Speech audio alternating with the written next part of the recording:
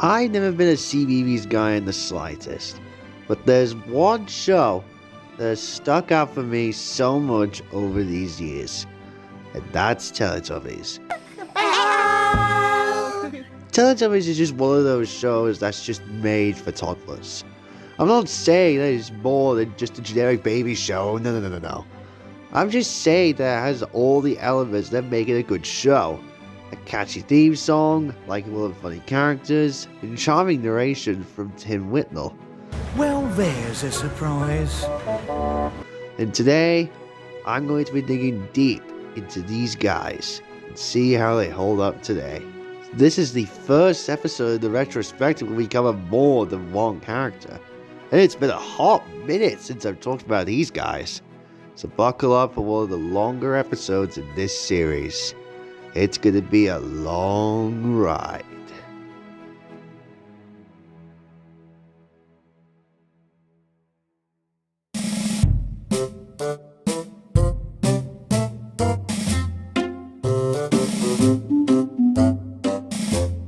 Tinky Winky is the first Teletubby. He is the largest and oldest of the Teletubbies, being 10 feet tall. He's purple, has an effeminate personality, and has a triangle-shaped antenna on his head. His favorite thing is a red bag, which he often carries. He often hangs out with Poe and Dipsy, and occasionally even Lala. Not only is Tinky Winky the biggest Teletubby, but he's also the tallest, and oldest, and he is very kind and gentle. His favorite thing is his red bag. He is also the most giggly of all the Teletubbies, as he often giggles and chuckles when he speaks. Dipsy is the second Teletubby with an antenna that refers to a dipstick because of his name. His skin tone is slightly darker than the other Teletubbies, implying that he is black. He is jolly and likes talking to himself. He also wears a white hat with black cow spots. Dipsy is quite stubborn, sarcastic, and contemptuous, and will sometimes refuse to go along with the other Teletubbies' group opinion. But he also not enjoys playing fun games with the other Teletubbies. In most of the episodes, he can be seen wearing his hat while playing with Tinky Winky, Lala, and Poe, while doing any activity they are doing in Teletubby Land. While in other episodes, he sometimes plays by himself when nobody is around. Interesting. Lala is the third Teletubby, and is my personal favorite Teletubby in the show. She's yellow and has a curly antenna on her head. Her favorite thing is a giant orange ball. Cool, huh? Lala is very girly. She likes playing with her ball, singing, and dancing doing ballet in the skirts. She is often seen looking out for the other Teletubbies. She is a silly and cute Teletubby, and most of the time, she has a cheerful personality. She is as intelligent as Tinky Winky, Dipsy, and Poe, and knows where places are and likes playing with the other Teletubbies. Lala often hangs out with Poe and Dipsy, and even occasionally Tinky Winky. Poe is the fourth and youngest Teletubby. Her favorite object is her blue and bright pink scooter, but it's orange and pink in the reboot for some reason I can't understand. Poe often wants attention and is often silly when she misunderstands the commands of the voice trumpets. She can be very silly, but she is also very clever, tomboyish type. Of all the Teletubbies, she's the one who usually becomes most involved with the audience. She loves attention. Poe is also a bit timid and a little less talkative than the other Teletubbies. She likes cute stuff and often hangs out with Tinky Winky and Lala, and even occasionally Dipsy.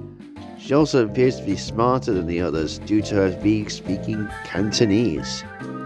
In terms of voice actors, the Teletubbies have a lot of voice actors. For Tinky Winky, we have 4, those being Dave Thompson, Simon Shelton, and Mark Heenan for the original series, and Jeremiah Craig for the reboot. For the rest of the Tubbies, we only have 2. For Dipsy, we have John Simmons for the original series, and Nick Kellington for the reboot. Now I find it funny how 2 stand-up comedians have been involved in 2 kids shows. I mean, you think about it, George Carlin did the narration role for Thomas, at least for the US dub. Come on, Henry, he would sometimes say. We've made good time today. We'll stop for a while by the forest. and John Simmons for the role of Dipsy in the original Teletubbies series. For Lala, we have Nikki Smedley for the original series, who would also go on to being the cinematographer for the reboot, and Rebecca Hyland as Lala's voice for the reboot. And for Poe, we have the Poi Fan Lee of CBeebies hosting fame for the original series, and Rochelle Bienhart, I hope I pronounced that correctly, for the reboot. All of these actors for the fourth dimension do a great job of bringing these colorful characters to life. And you could tell that all these guys were having fun portraying these characters. And again, while I may not be a CBeebies fan, I very much appreciate Poi for portraying Poe for the OG series.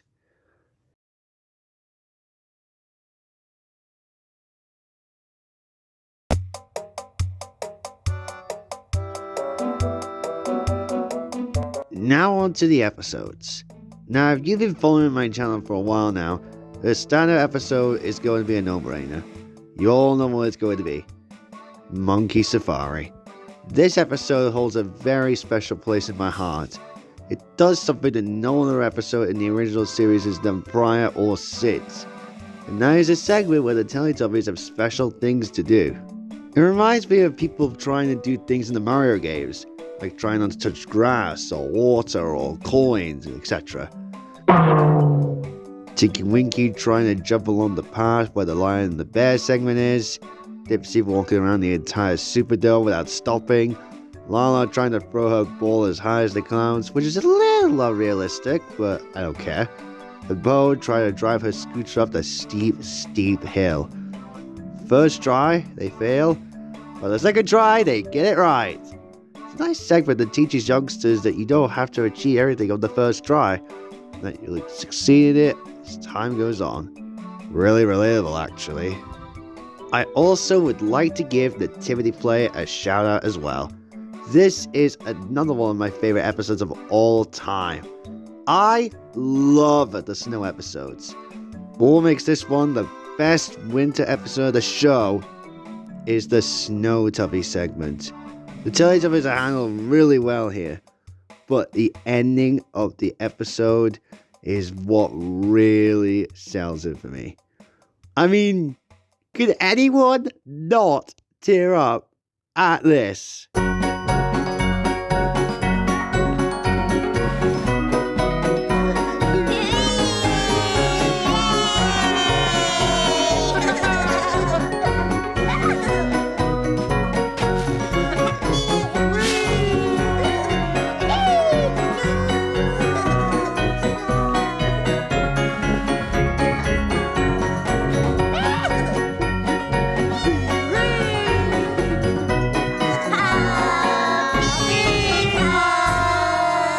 Simply beautiful.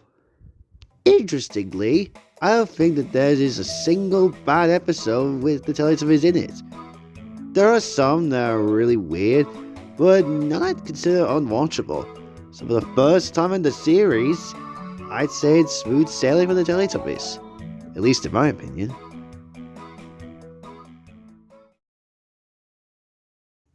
The Teletubbies are easily the best of the Toddlers roster. Sure, they don't stick in your mind as much as something like Thomas or Pingu, or even some of the other shows I've seen.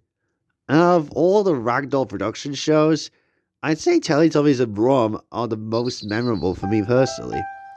I know there's a lot of In the Night Garden fans out there, but that show's just not for me. These two shows are for me. The Teletubbies are silly, but they always make me laugh every time I watch them have fun. But I'll be honest, the 1324 does a much better job at handling these guys in terms of humor and episode quality. But that's not saying the official show version of these guys are bad, far from it actually. And that's why they deserve to be in the third installment of this series. Say with me now, folks. The sun is setting in the sky. Teletubbies, say goodbye.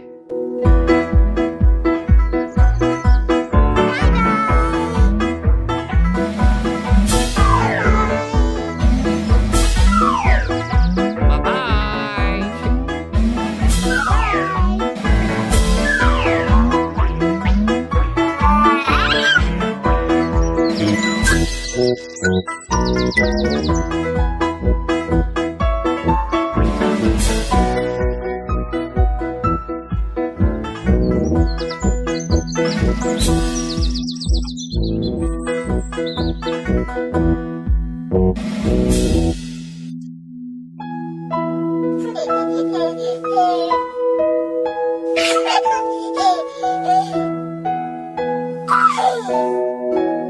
Hey!